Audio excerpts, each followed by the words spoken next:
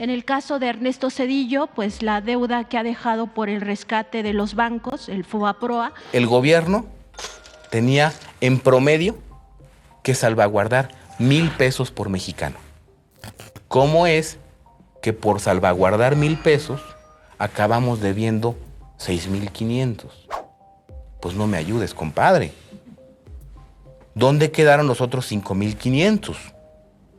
Pues evidentemente en los bolsillos de los banqueros o de muchos funcionarios. Además de esto, pues tuvo una política privatizadora, entre otras cosas, privatizó los ferrocarriles nacionales de México. En el caso de Felipe Calderón, que además de robarse la presidencia, pues también bañó de sangre a este país, ¿no? Con su supuesta guerra contra el narcotráfico, que lo único que hizo fue encumbrar a los cárteles mexicanos. Estos grupos delincuenciales llegaron hasta más de 50 países y además desplazaron a los cárteles colombianos. Al efecto de que México vive la ola de violencia más alta. A mí se me ha criticado mucho por eso, pero hoy están muriendo en México asesinados casi 100 personas al día. Casi 3 veces más que al final de mi gobierno tan criticado. Yo entiendo esta postura que usted tiene de que pues no se les juzgue a estos expresidentes o que se le hubiera preguntado al pueblo y que 6.5 millones de mexicanos pues votamos en esa encuesta, porque si se les juzgara. El presidente pone a referéndum si los expresidentes debemos ser juzgados o no, sin pruebas, sin acusación, sin presunción de inocencia, sin procedimiento legal, nada más a ver qué dice el César en el Coliseo, si los juzgamos o no. Y esto no fue vinculante, pero ¿qué pasa con esta impunidad? Yo sostengo que el pueblo ya los juzgó. El caso de Zedillo, el convertir deudas privadas en deuda pública, un acto de traición. Yo era presidente del PAN y México vivía un momento terrible. Acababa de ocurrir la crisis económica tremenda del 94, crisis del tequila como se etiquetó entonces, y México estaba prácticamente sin salida. El presidente además yo creo que enfrentó bien esa crisis, pero pidió apoyo, en este caso al PAN, que yo era su presidente, y le dije que la convicción en los principios del PAN, el interés nacional era preeminente y lo íbamos a hacer. Al presidente Zedillo le costó porque lo culparon de la derrota del PRI. A mí me costó porque apoyar a su vez al presidente, a México en realidad, en esa terrible crisis financiera, sobre todo con un enorme elefante en la cocina que era la quiebra del sistema financiero mexicano, también me costó de que tomé la decisión de no buscar la reelección en el PAN. Los caminos de Dios son, o la providencia son complejos. ¿Cómo rescatar a banqueros y a grandes empresarios y trasladar el costo de ese rescate a todo el pueblo? Porque ese rescate se paga con presupuesto público, 2.500.000.000.000 de pesos. Y luego las privatizaciones, se pelea con Salinas, pero continúa con el salinismo como política. Es como el franquismo sin Franco que se aplica en España, lamentablemente. Se confirma que América Latina tendrá otra década perdida. La situación insatisfactoria, de manera justificada para muchos ciudadanos, de los resultados no tienen que ver con las reformas que se hicieron, sino tienen mucho que ver con las reformas que no hemos completado en América Latina. En el caso de Calderón, se roban la presidencia. Y afirmo que el poderoso en México rechaza el juego democrático, porque nunca ha reconocido el resultado de una elección, salvo en la que él ganó, y por poco lo desconoce también. Y luego declara la guerra al narcotráfico y resulta que su hombre fuerte, su brazo derecho, era el encargado de proteger a la delincuencia organizada en Sinaloa, al cártel de Sinaloa, y por eso está preso. Creo que lo más grave a mi juicio es la política que el propio presidente anunció desde campaña respecto de la delincuencia, que se llama abrazos, no balazos. No les gusta a nuestros adversarios, pero ya ven, lo voy a seguir así diciendo. Abrazos, no balazos. Esta narrativa que ha tomado el poder, de que es una equivocación combatir a la delincuencia con la fuerza de la ley y del Estado, entonces la alternativa es no combatir a la delincuencia. Y el ejército, las Fuerzas Armadas tienen instrucciones del presidente de no combatir a la delincuencia, de hacer patrullajes, pero no enfrentarlos. Hay videos en que se humilla a los soldados cuando son agredidos por ladrones de gasolina, por criminales que son perseguidos, los soldados, y tienen la orden de no responder. Esto ha provocado algo que me parece un problema medular en México, que es la captura del Estado por parte del crimen organizado. Hay regiones del país que hoy están ya en manos del crimen organizado y el narcotráfico. Las filtraciones del archivo digital del Ejército Mexicano revelan informes del Ejército, por ejemplo, que en varios estados, por cierto, todos gobernados por Morena, el partido del presidente, el crimen organizado ya tiene el control de las autoridades de justicia y de la seguridad pública. Hay un estado donde se designó jefe de la policía y de la Secretaría de Seguridad Pública al jefe de un cártel. Y ese estado lo gobernaba en ese momento quien es ahora el secretario de Gobernación en México. Calcula Estados Unidos que el 35% del territorio mexicano está ya en manos del crimen organizado. Ahora Salinas se da a conocer que ya se volvió español, ya le dieron la nacionalidad española, el padre de la desigualdad moderna en nuestro país. De ahí empezó todo. Entregó las minas, los bancos, las empresas públicas. Nosotros privatizamos los bancos, la compañía telefónica, las líneas aéreas, la siderurgia, las minas. Estamos ahora procediendo a privatizar los puertos, los aeropuertos. No hay modelos. En México lo que nos ha funcionado es un sistema de privatización a través de subasta pública. Ya tiene nacionalidad española.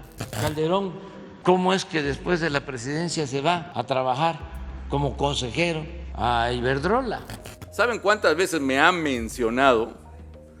830 veces. Como dije alguna vez, siguiendo una caricatura que le ponía, una película de caricaturas que le ponía a mis hijos cuando era chiquitos, algo anda mal, ¿no? Decía el cochinito en la película de Toy Story, en fin.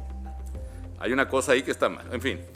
Se reunieron en España. En la reunión de España no estuvo presente el juez que injustamente encarceló a Lula. ¿Quién convocó? Mario Vargas Llosa. Miren, ellos conspiran, ellos se juntan, tienen el Foro de Sao Paulo, tienen estrategia, metodología, tienen narrativa, tienen recursos. Y nosotros, si no es por Mario Vargas Llosa que nos invita, no nos reunimos. Hace 20 años que se fundó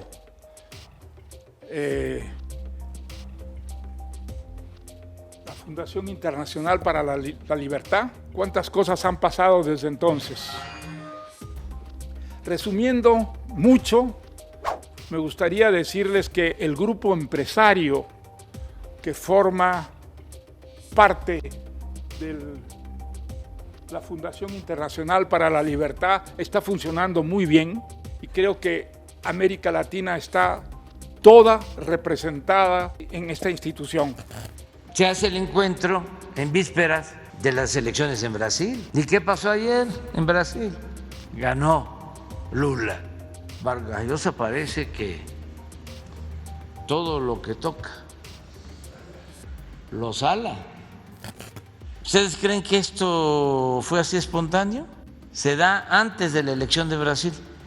Vargas Llosa dijo, yo estoy con Bolsonaro, no quiero a Lula, y no quería a Petro, y desde luego no me quería a mí. ¿Y por qué en España? Porque allá está Vargas Llosa, también tiene nacionalidad española. Y hablaron del populismo en general.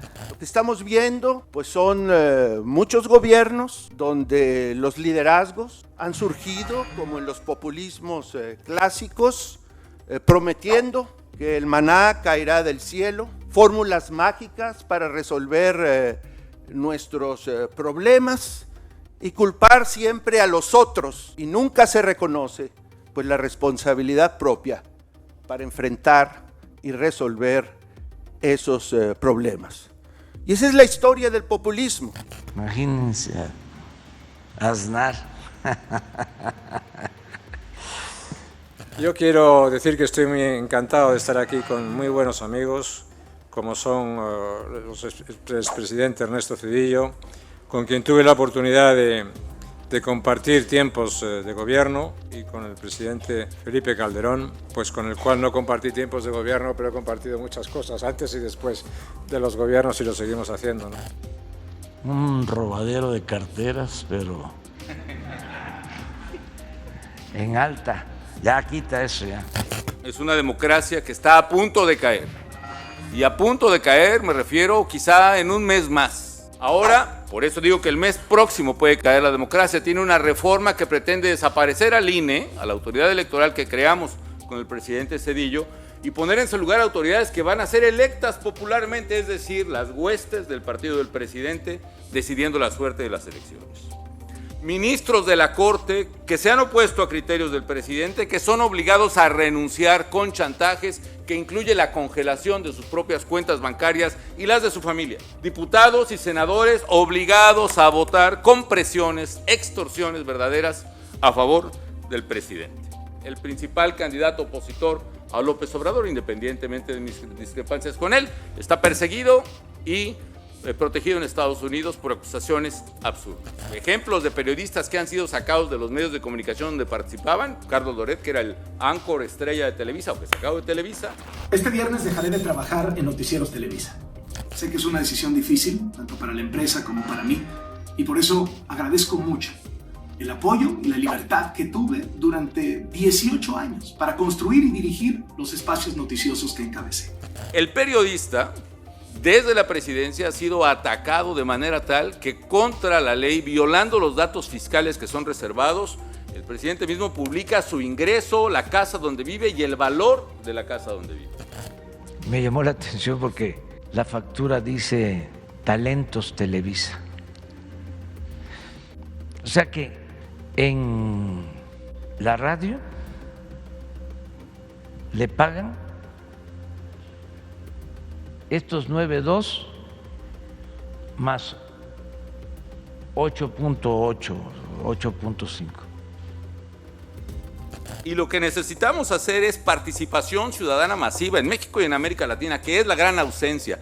Nosotros somos culpables de un divorcio brutal entre política y ciudadanía. Y curiosamente, política y ciudadanía son sinónimos. Mi padre decía que la política es tan importante que no podemos dejársela a los políticos. Hay que formar en política y hay que quitar este prejuicio estúpido, perdón la palabra, de que la gente honrada no se mete en política, de que la gente venerable no se mete. Tienen que meterse en política con todo, que cuando eso ocurra tendremos aún una posibilidad, quizá no de detener esta maquinaria de destrucción que está en México y en América Latina, pero sí sostener lo que va a ser una larga marcha en el desierto. Lo que hay que procurar es que nunca más se repitan esos gobiernos que defienden a las oligarquías,